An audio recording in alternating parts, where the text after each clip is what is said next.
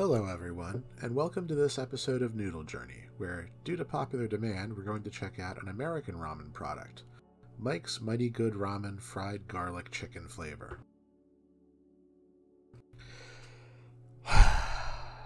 So, Mike. If that even is your real name, I have a lot of opinions about you. First, I'm just going to nip this one thing in the bud. I'm not opposed to an American company trying to do its own thing with instant noodles. Some people may shit all over Mike's on that one point, and I don't think that's fair. There's a lot of options if you want quote-unquote authenticity with instant noodles, but I'm not going to go there. It's also worth noting that Mike's manufacturing process is a sustainable green effort, which I find commendable. Let's instead focus on what Mike's is doing differently with their end products, both good and bad. Mike's products in general have a few things going for them. The first thing is their sodium content. This particular package of Mike's, and their social media folks will love to remind you of this, contains 1,100 milligrams of sodium, which is 48% of the United States FDA's recommended daily intake. By comparison, my go-to Nangshim Shin has 980 milligrams, or 43%, per serving. Yes, Nangshim is doing that cheating bullshit that so many high-sodium products love to do by saying that this bag is 2 servings. Who eats half a bag of instant noodles? So this is actually 1,970 milligrams, or 86% of your daily allowance in this one bag of Nangshim. If you eat a lot of instant noodles, these numbers come with the territory and shouldn't shock you. And I personally don't have sodium issues, so I don't care. But anyway, Mike's is almost half that, if you care about such things.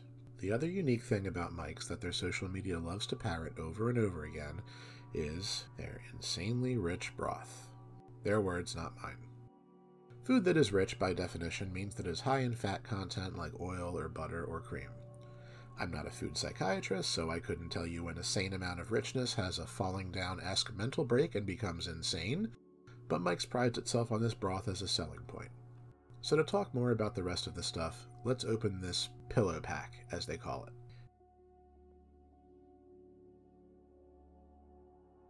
Now, here's the packets for the broth. A powder packet, and an oil packet. And this oil is where the insanely rich part comes into play. So by definition of using oil to create texture and seasoning in the broth, it is rich. So here's where Mike loses me.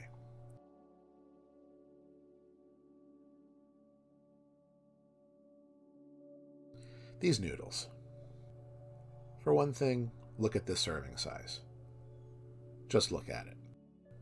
This is insulting. This is pathetic. These packs sell in the US for around $2.50 to $3 depending on where you live, and this is all you get. You get double or triple this for the same price or less from other noodle manufacturers.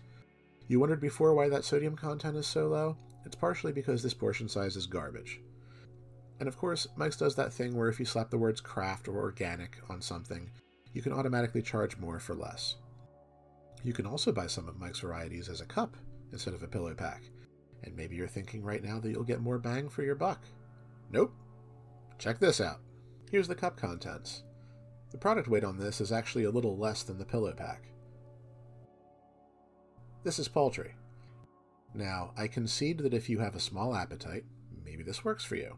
If you're looking for just a snack or a supplement to a larger meal, which are the only ways I can justify eating these, this is still kinda small, but fine. But there's a reason that Mike's website and social media gives you recipe ideas for these packets, and it's because you need to stretch the shit out of these to make them into a standalone meal. What does a hungry person do when your only choice is Mike's? Cook 2 and combine them, while also swallowing their premium price point. Another thing about these noodles before we cook them. You might notice that they don't look like other instant ramen products. They are marketed as steamed organic noodles, hence the appearance and texture.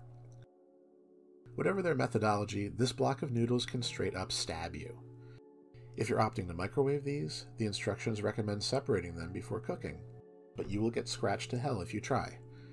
And if you do succeed, they will break off in chunks and shards that will scatter to the corners of your kitchen. Ugh. Enough of the rants. Let's cook these. Boil 1 3/4 cups of water, and add any toppings you might want to cook at this point, which I won't do because my first review of something will always reflect the product on its own. You'll notice that I had to fight with these noodles to get them out of their rock-like formation.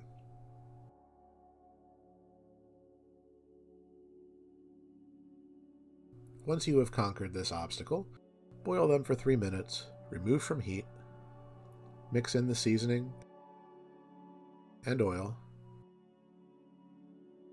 Stir the hell out of it because that oil will float to the top. And serve and enjoy.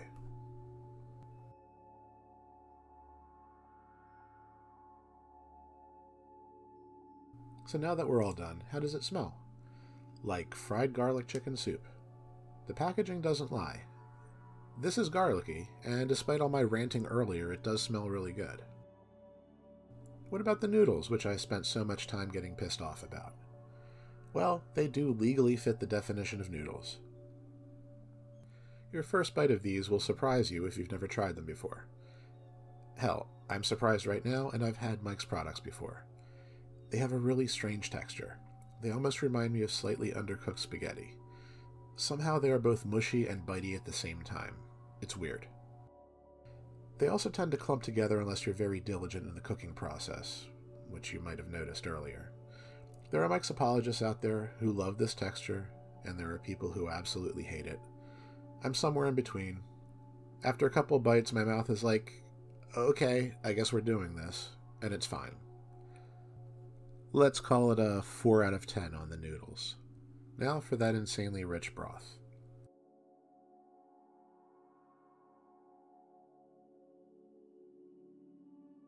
First off, this is not spicy at all, unless you consider garlic to be a spice, so I guess that makes this a 1 out of 10 on the spicy scale. It tastes like it smells, with the predominant flavors being garlic, onion, and chicken broth. The packaging lists non-specific spices, and since garlic is such an overpowering flavor, I can't definitively say what spices might be hiding in here. There's definitely a little soy and sesame lurking about. There's also little minced bits of green onion, cabbage, and mushroom, but you'll barely notice them. It also, as promised, does lack the slap-in-the-face of salt that other instant noodles have. Whether or not this is acceptable to you depends on your personal taste. I'm fine with it, but I wouldn't judge anyone for adding a little salt or MSG. Of course, at that point, you're defeating the purpose of Mike's lower sodium, so bear that in mind if you love salt and still want to buy this. So after all of this hemming and hawing, what can I rate this? As an overall experience, this is a 4 out of 10 for me. The flavor is surprisingly nice, but the noodle texture and serving size knock my score back down. With such a mediocre rating, would I buy this again? It's complicated. Mike and I are in an abusive, contentious relationship. He gives me offensively sparse portions of noodles, and I'll eat them. If they're on sale, of course. Don't get too cocky there, Mike. I'm never paying full price for these. There are very specific instances in which this should be your go-to instant noodle. If you have a small appetite, are watching your sodium intake, if you happen to like the noodle texture and want to use it as a base for a more elaborate meal, or if you just want to keep these on hand as a snack or meal supplement. I fall in the last category myself. These are not my go-to by any means, and they cost too damn much for what you get, but the flavor of this particular variety is undeniably good despite my misgivings about the noodle texture. If you decide to buy these, bear all of these points in mind, and let me know in the comments what you think. I will probably check out other varieties of Mike's Mighty Good Ramen in future videos, but without all the ranting, I promise. And now that I've taken up way too much time talking about this, let's end this episode. Thanks for watching, and please like and subscribe to continue on this noodle journey with me.